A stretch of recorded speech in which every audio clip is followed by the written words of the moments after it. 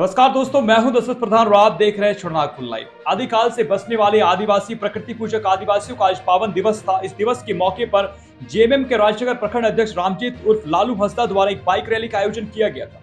Bike rally Rajnagar से निकलकर शहीद वीर डीवा किशुन जी के मूर्ति स्थल पर पहुंची, जिसके बाद वहां पे कार्यकर्ताओं द्वारा माल्यार्पण किया गया। जिसके बाद रैली केसरगाड़िया तक पहुंची और वहां से वापस होते हुए पार्टी कार्यालय पहुंची और रैली को समाप्त किया गया। रैली के माध्यम से झारखंड मुक्ति मोर्चा के कार्यकर्ता एवं भारी संख्या में जुटे युवाओं ने आदिवासी एकता का परिचय दिया। साथ ही हेमंत सोरेन के द्वारा की जा रही हितकारी योजनाओं का प्रचार प्रसार भी किया। इस मौके पर झामुमो प्रखंड अध्यक्ष रामजीत उर्फ लालू हंसदा ने कहा कि आदिवासी समाज का जल जंगल जमीन से गहरा नाता है। हमारी संस्कृति व परंपरा औरों से जुदा है। हम प्रकृति को पूजते हैं। इसी कारण संयुक्त राष्ट्र संघ ने विश्व के समस्त आदिवासियों के लिए एक निश्चित दिवस तय किया है। यह दिन आदिवासियों के लिए बहुत ही महत्वपूर्ण दिन है। इस दिन व्यर्थ नहीं करना चाहिए, बल्कि अपने समाज और आदिवासियों के उत्थान के लिए विशेष चिंतन मनन करना चाहिए। यह दिन अपनी भाषा और संस्कृति को संरक्षित करने के लिए संकल्प का दिन है। इसलिए आदिवासी समाज अपनी रूढ़िवादी परंपराओं से ऊपर उठकर समाज के उत्थान की दिशा में काम करे।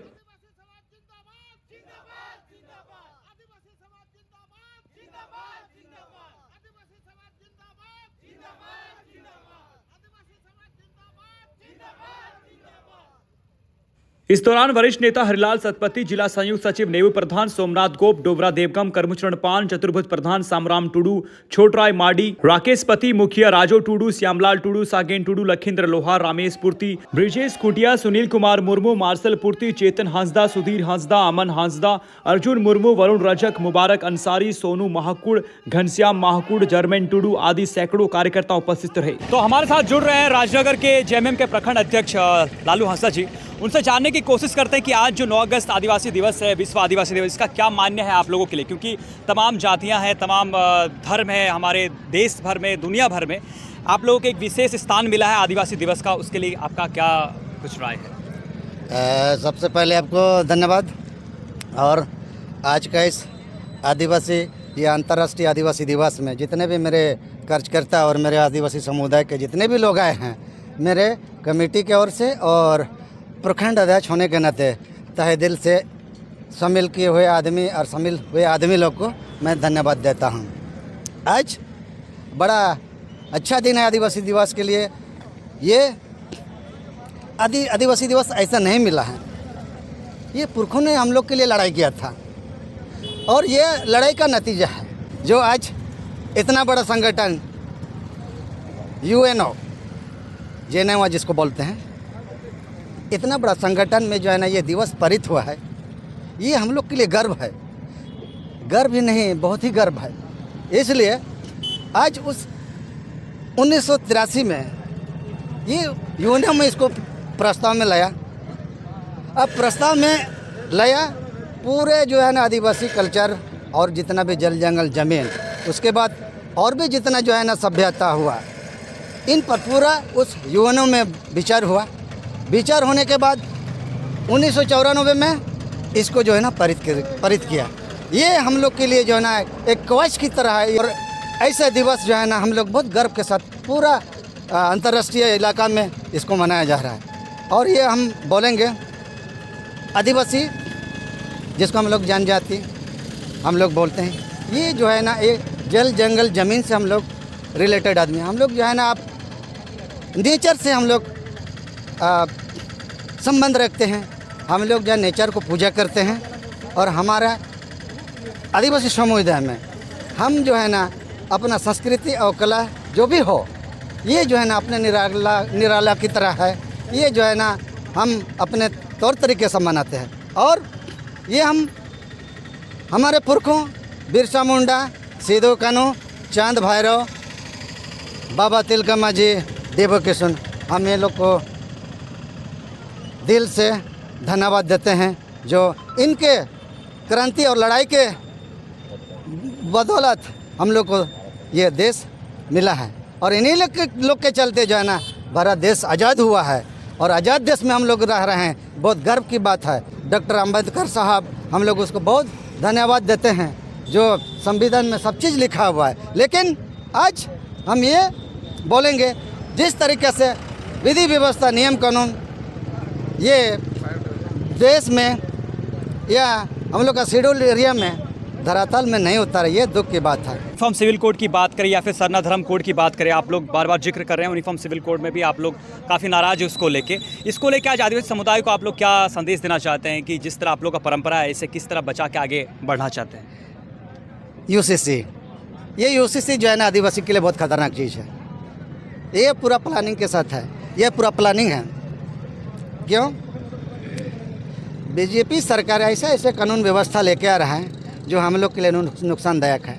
आपने विगत ईयर में देखा था जिस तरीक़ा से आप एसपीटी एक्ट, सीएनटी एक्ट हटाने का कोशिश किया था, आज उसका भुगतना पड़ा रघुवर दास को। ये उसी प्रकार का नियम कानून है यूसीसी, जो आदिवासी के लिए बहुत घाटा है। घाटा ही नहीं, हमारे समाज के लिए बहुत ज़्यादा नुकसान है। और ये अगर मान लिया civil code, uniform civil code अगर लागू कर दिया तो हमारे समुदाय को बहुत ज़्यादा नुकसान होना पड़ेगा। पार्टी में जो सरकार में है उनके द्वारा कहा जा रहा है कि आदिवासी समुदाय के जो कल्चर है उस कल्चर में जहाँ पे मदिरा पान की इस्तेमाल होती है शादियों में और उसे आप लोग कल्चर कहते हैं, ये कल्चर को छोड़ देना अच्छा है, ऐसा कहा जा रहा है। इसको लेके क्या आप बोलेंगे कि बहुत सारे जो आप लोग का नियम कानून है शादियों में, आप लोग का जो तलाक में, यूनिफॉर्म सिविल कोड को लेकर सपोर्ट में जो कहा जा रहा है? देखिए, एक चीज़ है, हमारे वो जो मदिरापान करता है और हम लोग जिसको बोलते हैं हड़िया, हम लोग प्राकृतिक का पुजारी है। हम लोग जो है अपने देवी देवता को ये उसको दूध के स्तर में हम लोग जो है ना अपना भीतर बोंगा बोलता है ना, उसमें हम लोग जो है ना अपने देवी देवता को हम लोग पूजा करते हैं। ये हम लोग का पूजा सामग्री है, लेकिन इसका अनुसरण जो है ना दूसरे तरफ में हो रहा है, दूसरे तरीक़े से हो रहा है। ये मदिरापान जो है ना, इसको जो है ना पूजा सामग्री है, लेकिन इसको हाट बाज़ार में ना बेचा जाए, उसको वहाँ सेवन ना किया जाए। उसके लिए हम आदिवासी समाज को जो है ना और तेज़ होना पड़ेगा। उसके लिए जो है ना हमको शिक्षा में अग्रसर होना पड़ेगा। अपने जो बैकग्राउंड है तो अगले पीछे पीढ़ी को इसको जो है ना शिक्षा में हम लोग को दुरुस्त करना पड़ेगा और ये मदिरापान को धीरे धीरे छोड़ना पड़ेगा। और जब तक हम लोग शिक्षित नहीं होंगे तब तक हम लोग के लिए हमारे समाज के लिए थोड़ा दिक्कत है। और यदि हम लोग शिक्षित हो गए तो निश्चित रूप से ऐसा मदिरापान का सेवन जो है ना हम लोग छुड़वा देंगे और छोड़ेंगे। और जिस तरीक़ा से हम लोग को गुमराह किया जा रहा है, ये प्री प्लानिंग के तहत, ये आरएसएस का एक एजेंडा लोग है जो पूरा अब रूरल एरिया में घूम रहा है कि आदिवासी को पिलाओ, पी करके भंगुर बनाओ ताकि वो शिक्षित ना हो पाए, वो पढ़े नहीं, वो जो है ना बोका रहे और हम लोग ना किसी तरह आदिवासी समुदाय को हम लोग कब्जा करेंगे। यही उन लोग का मकसद है।